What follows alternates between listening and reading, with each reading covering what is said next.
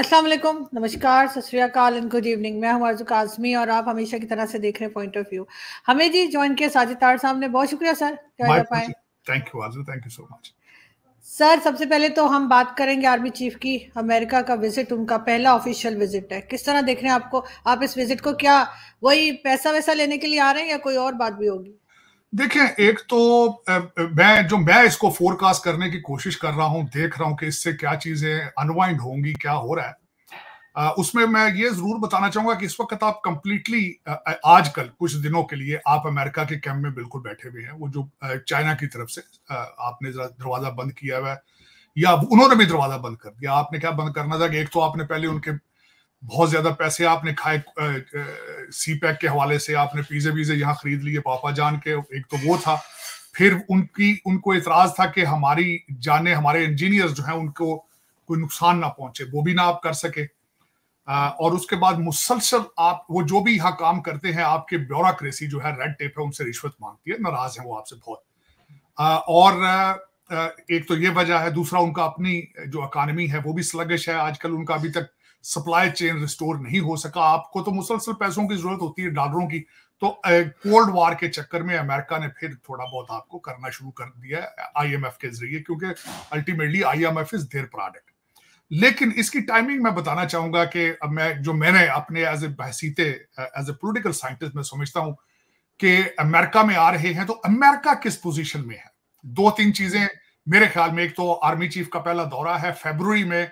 यहाँ पे कुछ चैटर उड़े थे कि शायद आसिम मुनीर साहब ने कोई खुफिया दौरा किया। बाद में जो है आईएसपीआर ने उसकी क्लैरिफिकेशन दी थी। लेकिन इस दौरे की इसकी सिग्निफिकेंस क्या है, हमारे पाकिस्तानी एस्टेब्लिशमेंट क्या इससे एक्सपेक्ट करेगी और क्या गिले शिकवे होंगे। एक तो यहाँ पे सबसे पहले बात ये की जाएगी कि दोहा एग्रीमेंट की तालिबान जो है वो खिलाफ वर्जी कर रहे हैं। उनकी लैंड जो है वो पाकिस्तान के अंदर दहशतगर्दी के लिए इस्तेमाल हो रही है। एक तो ये गिला देंगे। दूसरा सबसे बड़ा गिला जो देंगे, उसके साथ पैसों का भी मुतालबा करेंगे, वो ये कि आप जो वहां पे असला छोड़ के गए हैं, अमेरिकन असला हमारे खिलाफ इस्तेमाल हो रहा है, आप उसमें हमारी मदद करें, या तो असला दें या पैसे दें, तो हम उसको किस तरीके से डिफेंड करेंगे अपने आप को। ये दो चीजें मेरे ख्याल में। और दूसरा, साउथ चाइना सी के हवाले से बातें करेंगे, भारत के खिलाफ, भारत के लिए कुछ उनके गिले शिकवे करेंगे, और ये सारी चीजें वो एक्सपेक्ट करेंगे कुछ पैसे वैसे दिए जाएंगे, असला दिया जाए। अब अमेरिका जो है, इसकी टाइमिंग क्या है, इलेक्शन ईयर है। पहले यूक्रेन को पैसे दे दे के भूखा हो चुका है अमेरिका, अब उनके पास पैसे मौजूद नहीं है। अब वो इजराइल को पैसे भी दे रहा है, असला भी दे रहा है, और उनके पास ये दोनों चीजें खत्म होती जा रही हैं। कल कहीं से मैंने एक चैटर सुना है कि अमेरिका ने इजराइल को कह दिया है कि वो 1 महीने से ज्यादा उनको ज्यादा मजीद इमदाद नहीं दे सकते। आपने देखा भी होगा कि इस वक्त अमेरिका के अंदर इलेक्शन साल है और बाइडेन एडमिनिस्ट्रेशन इज वीकर। उनकी अपनी डेमोक्रेट पार्टी के 67% लोग उनका इजराइल की सपोर्ट पे उनसे नाराज है। तो इन सर्कमस्टांसेस में, जब वो खुद अपने आप को प्रोटेक्ट करने के हालात में नहीं है इस वक्त, जिस तरीके से वो काबुल से खुद भागे थे, बाइडेन एडमिनिस्ट्रेशन का जो विड्रॉल फॉल ऑफ काबुल है, उनके ऊपर एक बहुत बड़ा स्याह धब्बा है वो। इन सर्कमस्टांसेस में अमेरिका पाकिस्तान को क्या दे सकता है, क्या नहीं देगा, ये एक ओपन क्वेश्चन है। इकॉनमी खुद अमेरिका की ठीक नहीं है इस वक्त, और हाउस डिवाइडेड है। रिपब्लिकन जो है वो थिन मेजॉरिटी है उनकी कांग्रेस में, सेनेट में इस वक्त डेमोक्रेट है। वो किसी के लिए क्या, वो अपने आप के लिए भी कुछ करने के काबिल नहीं है। कोई क्लियर लेजिस्लेशन नहीं हो रही है, जमहूरियत दिन ब दिन फेल हो रही है। वोटर्स आर फेलिंग, वोटर्स जो है उनके हालात खराब हैं, कुछ भी नहीं कर पा रही, ना कांग्रेस और ना गवर्नमेंट। हाँ, करप्शन जोरों पर है, जिसकी मैंने एक मिसाल दी थी, अगले दिन मैंने ट्वीट भी किया था। अफसोसनाक असल चेहरा अमेरिका का ये है, इस वक्त जो डेमोक्रेट पार्टी है वो $106 बिलियन मांग रही है यूक्रेन और इजराइल के लिए। और वो क्यों मांग रही है ये भी बताना चाहूंगा। लॉयड ऑस्टिन, जो कि इस वक्त हमारे सेक्रेटरी ऑफ डिफेंस है, यहाँ पे रेथियान एक कंपनी है, डिफेंस कॉन्ट्रैक्टर है, उसके बोर्ड ऑफ डायरेक्टर पे रहे हैं। और दूसरा बंदा टोनी बिल्किन, जो उनके साथ हमारे सेक्रेटरी ऑफ स्टेट हैं, वो बोइंग के एडवाइजर रहे हैं, उनके कंसल्टेंट रहे हैं। और साथ में इनका असली चेहरा इसलिए दिखाना चाहूंगा कि कोविड नहीं, जो COP 28 थी, दुनिया के कार्बन फुटप्रिंट के ऊपर अमेरिका का कंट्रीब्यूशन 29% है। अफसोस के उसके लिए उन्होंने सिर्फ $15 मिलियन दिए। तो इससे दो चीजें नजर आती हैं, एक तो इनके पैसे खत्म हो गए, इनके पास पैसे है नहीं, और दूसरा डबल चेहरा ये है कि इन्वायरमेंट में सबसे ज्यादा पोल्यूशन इनका, और पेरिस अकॉर्ड में इनका जाना, डोनाल्ड ट्रंप के खिलाफ बोलना, हर वक्त कहना कि फॉसिल फ्यूल का हम अल्टरनेट ढूंढेंगे, अमेरिका के अंदर हम अब पेट्रोल वाली गाड़ियां नहीं चलने देंगे।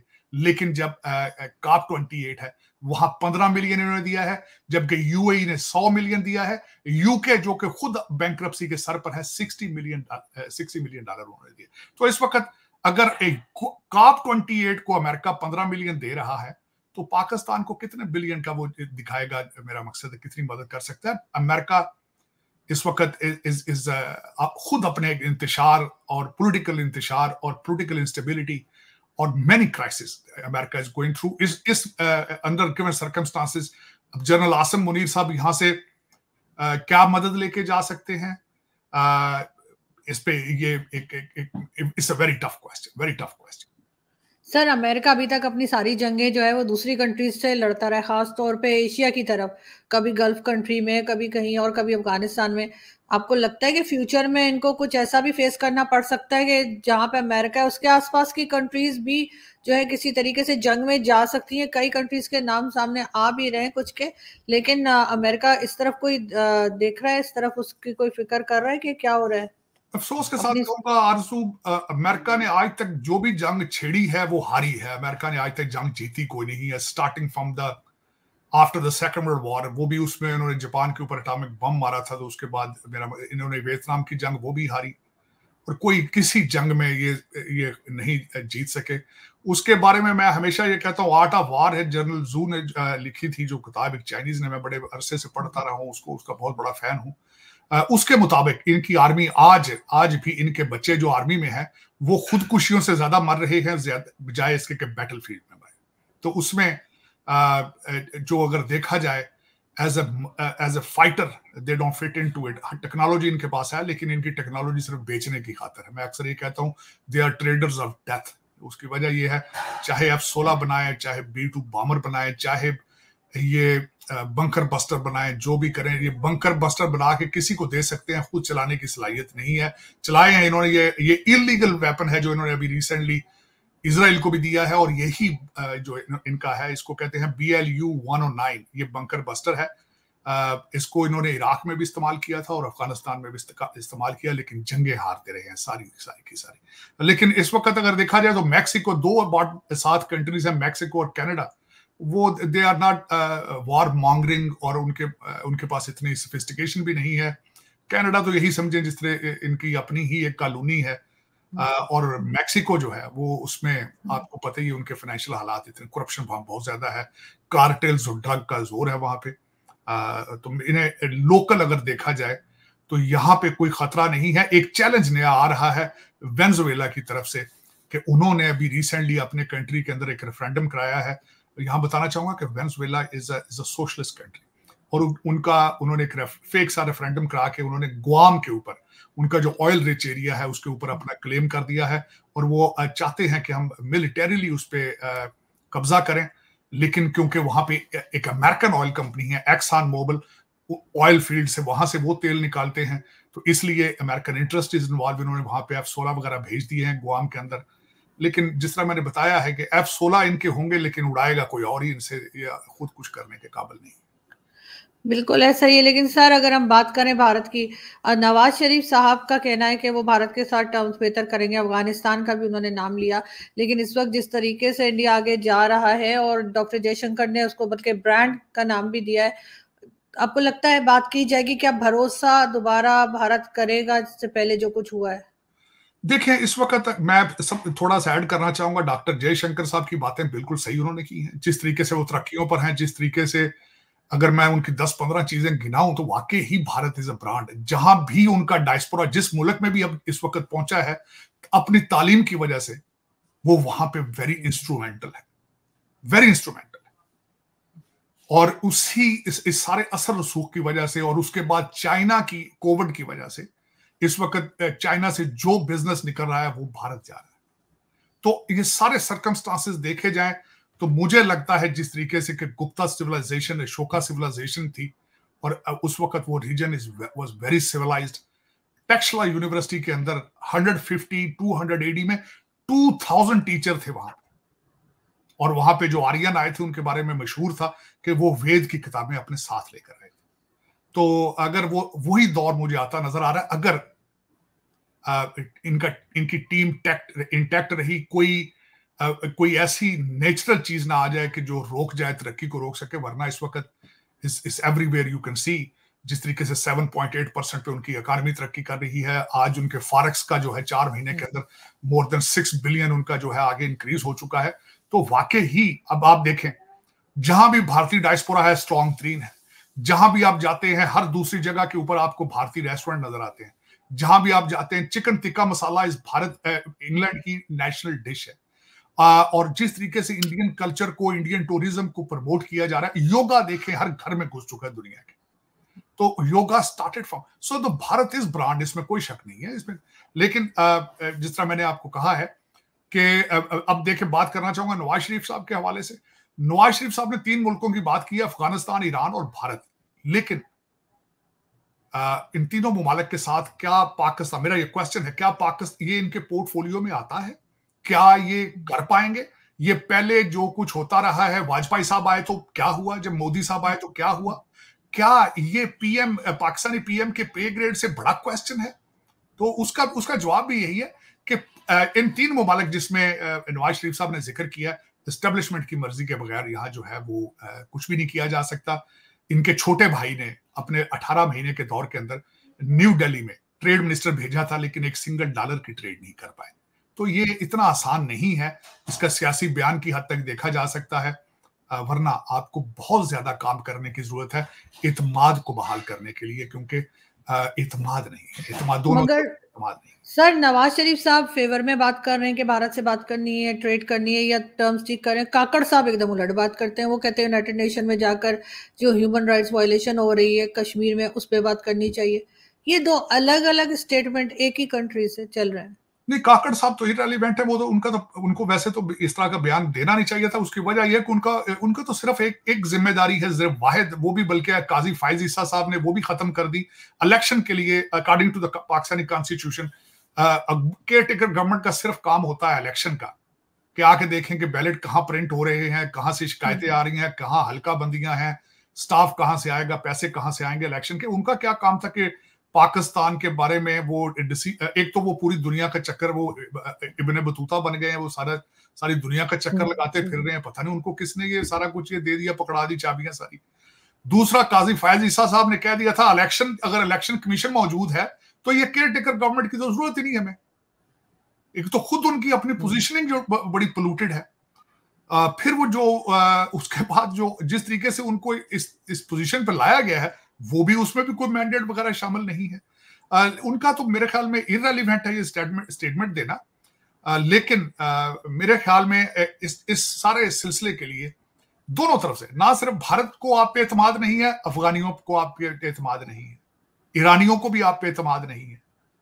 तो इनसे सियासी तो आप इस पे किसी जलसे में खड़े होकर कह सकते हैं, लेकिन इन तीनों मुमालिक को आप पे एतमाद करने के लिए आपको ये देखना होगा कि क्या करना है हमने। उसकी वजह यह है कि यू आर कंप्लीटली आइसोलेटेड इस वक्त, क्योंकि आपकी इकॉनमी, लोग समझते हैं आज शाम आप आज बैंकरप्ट ना हुए तो कल हो जाएंगे, कल ना हुए तो परसों बैंकरप्ट हो जाएंगे।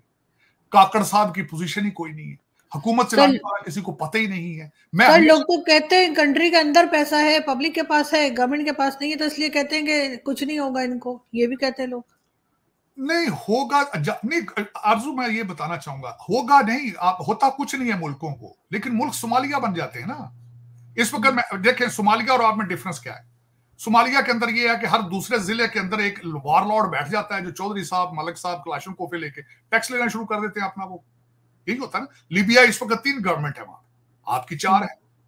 आप देखें ना, आपके सूबे में हर एक पार्टी ने अपना अपना सूबा पकड़ लिया, अपने वॉरलॉर्ड ही है ना। जरदारी साहब क्या है, वॉरलॉर्ड है, वॉरलॉर्ड। सिंध के अंदर वो है, उधर सारी शुगर मिलें उनकी अपनी है, इधर देखें तो इधर भी वॉरलॉर्ड है।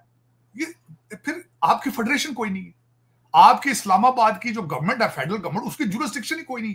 मैंने माजी में देखा है आपके फेडरल जजेस, फेडरल गवर्नमेंट की अडियाला जेल वाले बात नहीं सुनते, मुल्कों के रूल देखें, बहसीत स्टूडेंट ऑफ पॉलिटिकल साइंस, जब एक स्टेट के बारे में पढ़ा जाता है, सॉवरेंटी होती है, बॉर्डर होते हैं, रेट ऑफ गवर्नमेंट होती है, करेंसी होती है, एक ऐसे अवामल होते हैं, ऐसी चीजें होती हैं मुल्क के अंदर जो पूरे मुल्क को एक यूनिटी बना के रखते हैं। आप देख लें, आपके बलूचिस्तान और सिंध के अंदर ईरान का तेल बिक रहा है, ईरानी करेंसी ऊपर चल रही है आपकी, बॉर्डर पे आपका कंट्रोल कोई नहीं है, जब दिल आता है टीटीपी आके मार के चली जाती है, फेडरेशन आपकी काम नहीं कर रही है। आप आगे मजीद इससे नीचे जाएंगे तो फिर देखे ना होगा क्या, आपको कुछ नहीं होगा, क्या होना है।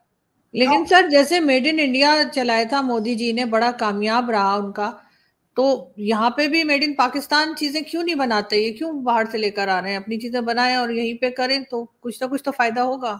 इंडिया को तो बहुत फायदा हुआ था मेड इन इंडिया से। देखें, मैं एज ए बिजनेसमैन एक आपको बात बताना चाहूंगा कि तरक्की वहां होती है, फाइनेंशियल इकोनॉमी वहां ग्रो होती है सबसे पहले। अगर आप ये बात करें कि यहाँ मैन्युफैक्चर कुछ किया जाएगा, बिजली आपकी इतनी सस्ती है कि यहाँ पे कुछ चीज मैन्युफैक्चर की जा सके, नहीं। उसके बाद आपके यहाँ पे लॉ एंड ऑर्डर है, आपकी अदालतें इंसाफ दे रही हैं ताकि बाहर से कोई इन्वेस्टमेंट आ सके। मैं आज अगर पाकिस्तान जाके $10 मिलियन का एक प्रोजेक्ट करता हूं और मेरे अगर पड़ जाते हैं, गले पड़ जाते हैं वहां पे आपके पुलिस वाले या कुछ, आपकी अदालतें मुझे इंसाफ दे पाएंगी? मेरा जवाब है नहीं। तो फिर मैं क्यों आऊंगा वहां पे? तो आपने वो इन्वायरमेंट ही नहीं पैदा किया कि यहाँ पे बिजनेस फ्लरिश कर सके। सर अननोन गनमैन कर तो रहे, सर अननोन गनमैन की भी जो कहानी चल रही है, एक एक करके मारे जा रहे हैं। कराची में डीएसपी साहब डाका मारते पकड़े गए हैं पिछले हफ्ते, 2 हफ्ते की बात है। मैं आप बच्चे लेकर जाऊंगा, मैं जाऊंगा खुद वहां पे, पता ही नहीं कि पुलिस आके मुझे लूट के ले जाए। कोई फैसला किया है किसी जज ने, किसी अदालत ने उसके खिलाफ किया फैसला?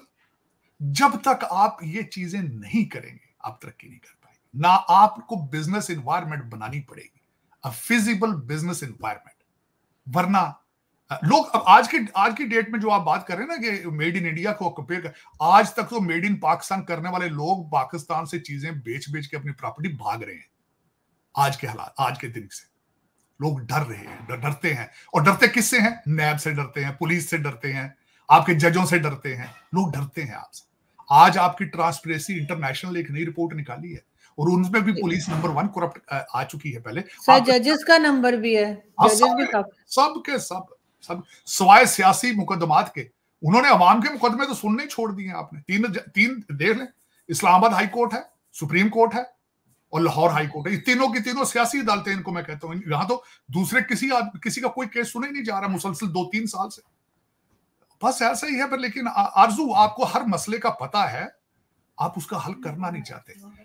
मैं हमेशा, मेरा आज आखिरी बात ये करूंगा, क्वेश्चन मार्क छोड़ के जाऊंगा आपके देखने वालों के लिए, कि लोग भारत से इंडियन इंस्टीट्यूट ऑफ टेक्नोलॉजी से पढ़ के, इंडियन इंस्टीट्यूट ऑफ टेक्नोलॉजी से मैनेजमेंट से पढ़ के यहाँ पे वर्ल्ड बैंक के सदर बन रहे हैं, पूरी दुनिया पे छा रहे हैं, उनकी टेक्नोलॉजीज पे छा रहे हैं, टेस्ला में, यहाँ पे माइक्रोसॉफ्ट में, गूगल में छा रहे हैं। क्या वजह है कि हार्वर्ड और ऑक्सफोर्ड, जहां से आपके हर ब्यूरोक्रेट यहां से पढ़ के जाता है, आप डूब रहे हैं? क्या वजह? लेकिन सर मैं तो समझती हूँ कि इंडिया का और बांग्लादेश का जो एजुकेशन सिस्टम है वो अडॉप्ट कर लेना चाहिए यहाँ पे, कम से कम कुछ तो ठीक होगा। कुछ नहीं होगा अर्जुन, नहीं। जब हार्वर्ड और ऑक्सफोर्ड के सिलेबस, उनकी किताबें आप पे फेल हो रही हैं, आप इस्लामाबाद में बैठी, मुझे एक फेवर दें, कल आप कैबिनेट डिवीजन के ऑफिस में चले जाएं, उनसे कहें कि मुझे नाम, बल्कि गूगल कर लें, secretaries of all federal departments, उनके पोर्टफोलियो पढ़े, हर एक को पाकिस्तान के टैक्स पेयर के खर्चे पे बर्तानिया या अमेरिका से पोस्ट ग्रेजुएट डिग्री कराई गई आफ्टर ग्रेड 19। लेकिन आपका हर डिपार्टमेंट फेल क्यों है? क्यों फेल है आपका? सही। इंडियन इंस्टीट्यूट ऑफ टेक्नोलॉजी से लोग पढ़ के आके दुनिया पे छा रहे हैं, काम कर रहे हैं दुनिया पे।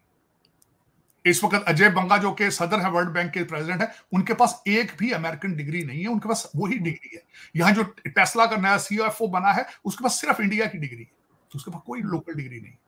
लेकिन क्या वजह है कि हार्वर्ड और कैम्ब्रिज और हार्वर्ड और ऑक्सफोर्ड की डिग्रियां आप पे फेल हो जाती है उनकी किताबें? क्या वजह है?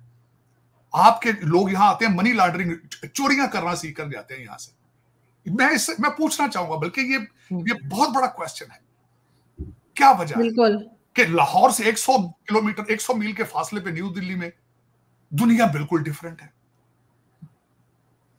क्या वजह है ये सारा? सर हमारी बदकिस्मती है, क्या कहें कि इस तरह के लोग हैं यहाँ पे जिन्हें मुल्क का कोई ख्याल नहीं है। जो कि उन्हें होना चाहिए, जो कि होना चाहिए, और कम से कम आप जैसे लोगों की बात सुन के भी थोड़ी अकल कर लेनी चाहिए इनको। ऐसा नहीं है कि सुना नहीं जाता, बहुत सुना जाता है आपको, और मेरा ख्याल है कि ये सुन सुन के शायद किसी को कोई शर्म आ जाए। बहुत शुक्रिया सर। बहुत मेहरबानी, थैंक यू। Thank you.